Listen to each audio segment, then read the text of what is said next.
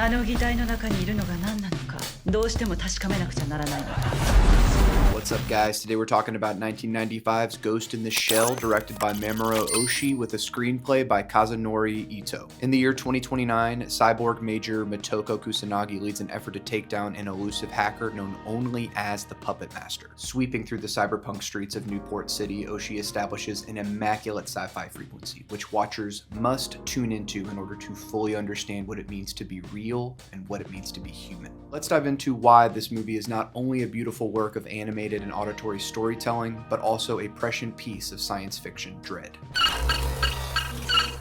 The year is 2026 and snow is blanketing the streets outside, and I watch as each small fleck of white barrels down to earth. A shivering cold comes through a crack in my window, and I use a small piece of duct tape to cover the draft. 2 pimples grow along my thighs, and a sinking feeling runs up and down my stomach. Federal law enforcement agents, ICE, have unalived another human being in the streets. I hear the irony in saying that, but I know if I use a certain word, my video will be suppressed. We're all stuck at home, temperatures are nearing negative territory, faced with dread. Civil war is upon us. Federally sanctioned violence, the boundaries of online terrorism, the AI problem, all are front and center in Oshii's tech-noir philosophical masterpiece. Viewed at my local Speed Cinema in Louisville, Kentucky, 1995's Ghost in the Shell greeted me like a warm hug, like a vibrational wave lapping over me. The sonic design and visual allure are striking from the moment you see Motoko don her thermo-optic camouflage to take down a foreign leader under the direction of a Section 6 chief. This movie locks you in with its hypnotic spell. As Roland Barthes wrote in Leaving the Movie Theater, many things can help us to come out of imaginary and or ideological hypnosis.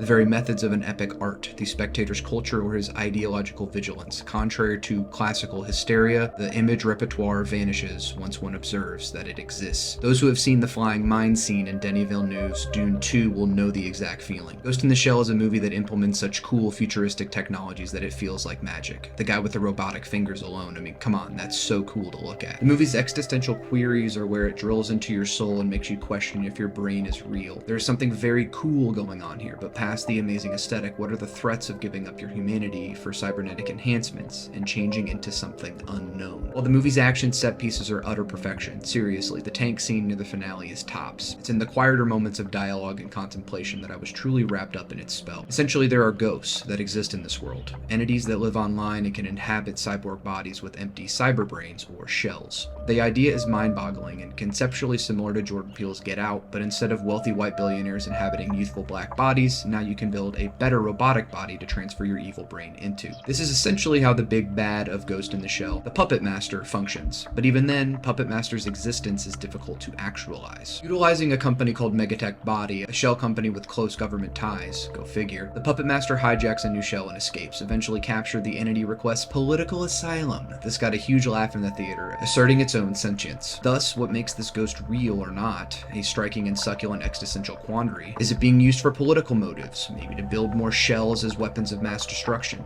or is there something else afoot within Project 2501? The film doesn't really answer those questions, but it does make the audience very aware that someone or something is trying to remove themselves from the history of creating Project 2501 and whatever created the creepy Puppet Master. It's very akin to the ways in which creators of current AI models in the real world pose the very evident threat of artificial intelligence. It is not just that it is trying to diminish human creativity and ambition, it is also being used for surveillance, war, and depleting the planet of its natural resources. While we never really find out who or what the Puppet Master is, that is key to Oshii's storytelling. He's more concerned with presenting a visually and sonically rich tapestry adorned with many open-ended questions. This will be confusing, even frustrating to some viewers. I argue, however, that art should not always be so easily decipherable, and that if something leaves you with questions, that means it did something to challenge your status quo with narrative. The script from Kazunori Ito remains immortal for everything stated before and after. After the final showdown in the warehouse, there's a very sensual scene between Motoko and the Puppet Master. In general, this movie is very sensual, and I feel that there is something to be said about technology and innovation being scarily sexy, androgynous even within their sexuality. Section 6 snipers swarm the area, attempting to destroy all evidence of Project 2501, but Bateau manages to save Motoko's brain. The Puppet Master asserts that reproduction is not possible within these shells, but if they merge their minds, it is possible to replicate the ones and zeros they are made of. There's something about the idea of an undefined sentient intelligence copulating with something tactile that is so deliciously intriguing. Mortality is meaningless in 2029 Newport City. In one of my favorite endings to a movie maybe ever, Motoko awakens in a new body, a shell shaped like a young girl. Visually, this reminded me a lot of 2025's Together. She announces she is no longer the Major, but also not the puppet master. She is something entirely new. There's no resolve in the ending, which seems to be a major disagreement in the initial conception of the film, as Oshii favored an open-ended approach. The film feels mundane in its tech-noir presentation, but only in that its best moments are the quiet ones. It's why the ending is perfect, a delicate period on a fantastic sentence of a movie. World built firmly in its first act, with the audience salivating for more by the end. While the innovative and timeless animation styles are important to the movie's legacy, not to mention the impeccable character design from Hiroyuki Okiura, giving this a more mature tone, the score from composer Kenji Kawai is what makes this movie special. The powerful Japanese choral sections, the sweeping strings, the auxiliary percussion, it all serves to concoct this grandiose and operatic vision of a future we're no longer very far from. The wilting decayed synths and pads add a texture that ripples off the screen, amplifying all the other masterful elements to even higher heights. It is a fascinating work, the true ghost of the movie, something that will possess your soul. Like the way the movie interacts with the nature of human evil and human ingenuity in the face of a society that is increasingly roboticized and cybernetic, the score is engaging with those ideas. Even the vocals to opening number Making of a Cyborg are said to be vocals to ward off evil, thematically important to a movie about how far invisible political and social influence can spread. Not to mention that when the Major proposes, have you ever actually seen your brain? Music operates at that level. There is something to music that is indescribable, but that invisible quality is what makes it so emotionally powerful.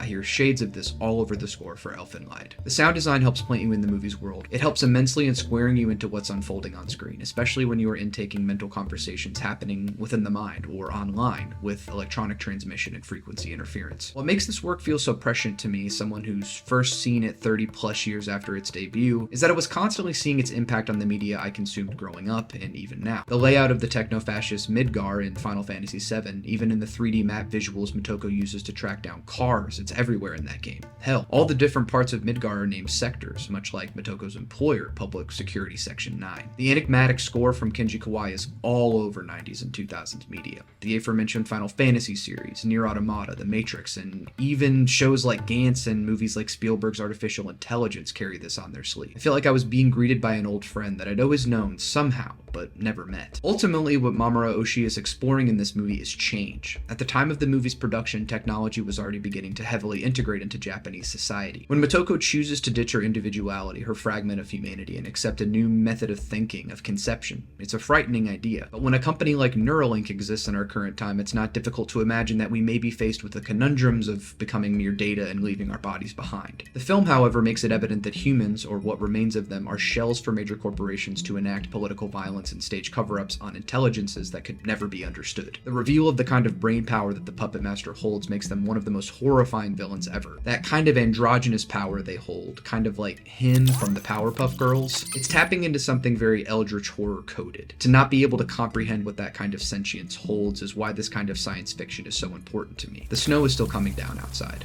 I have my laptop open and I'm watching as I type words on a page, thinking about the 5-year-old whisked away by ice. The rage inside makes me feel sick, that all I can do is sit here and write and think and write about one of my new favorite movies. But I see change in consuming art, accepting your reality and what it means and how it impacts you and other human beings around you is important. Federal and state-sanctioned violence has been going on forever in the United States. How does technology and AI impact those kinds of changes? If Ghost in the Shell is any indication, it's not going to be very good. In fact, it's already getting worse. Look at the blatant ignorance in our general population. People will believe any lie to remain complacent and boring. Perhaps the comparison to separating families and disappearing children from the street doesn't quite match up to what actually happens in Ghost in the Shell. When tragedy strikes, it often feels mundane, or we're just desensitized. Oshii's epic artistry and prescience is frightening, but it has a hypnagogic hook. It's warm and comforting here, but wouldn't a cybernetic brain seem like solace at first? Fantasy and science fiction operate at so many levels, questioning faith, technology, innovation, and political power. Yet for some reason, we want to inhabit these worlds in our downtime. To quote Barthas again, if I had two bodies at the same time, a narcissistic body which gazes lost into the engulfing mirror, and a perverse body ready to fetishize not the image but precisely what exceeds it, the texture of the sound, the hall, the darkness, the obscure mass of the other bodies, the rays of light entering the theater, leaving the hall. In short, in order to distance, in order to take off, I complicate a relation by a situation. Maybe we're in the end times. My brain stagnates on the scene of Motoko's body disintegrating as she attempts to dismantle the spider tank, how the sound sound design causes the watery electricity to crackle in my ear. Blisters of wind whisper, "This fantasy blanket is warm enough to help us forget for a brief moment, or perhaps it's enough to radicalize us to take action." As Togosa says to Motoko, there are many different ways to view a situation, and if you respond the same, you become predictable, over-specialize, and you breed in weakness. Then I feel that draft coming in through my window, that ice prickling up my spine, and I walk into the kitchen, take a drink of water, and cry over the sink. The mundanity of evil, but the power we have to change the world. That is real intelligence. What did you think of 1995's Ghost in the Shell? Is this Mamoru Oshii's masterpiece, or do you prefer Angel's Egg or another of his works? I really need to watch Angel's Egg. Anyways, leave all the comments below, and before you go, don't forget to like this video and subscribe to the channel for more. Until next time, your desire to remain what you are is ultimately what limits you.